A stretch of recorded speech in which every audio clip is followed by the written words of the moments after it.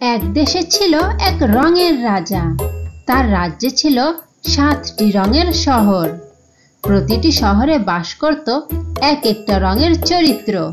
একদিন রাজা ঘোষণা দিলেন, যে রং সবচেয়ে দরকারি সে পাবে রঙের মুকুট। প্রথমেই লাল রঙের শহর। লাল রাজা বলে, আমি ভালোবাসা আর সাহসের রং। গোলাপ, আপেল, টুকটুকে সূর্য। ছোট্ট রঙু বলে, তাই তো, তুমি তো খুব জরুরি। এবার নীল রঙের শহর। নীল রাজা বলে, আমি শান্তির রং। আকাশ, নদী, জলের রং। আমি ছাড়া জীবনই অশান্ত। রঙু হেসে বলল, তাই তোমাকেও তো দরকার।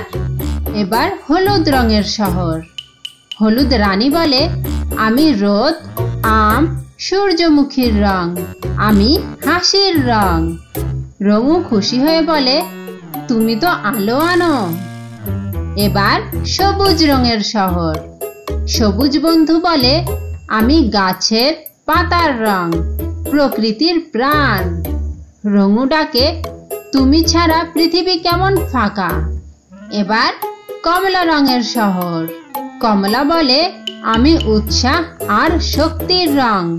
আমি কমলা লেবুর ঘ্রাণ। রঙু মুগ্ধ হয়, বলে, তুমি দারুণ মজার রং।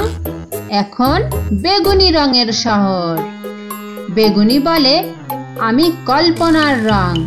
রাজকন্যার জামা, জাদুর রাত।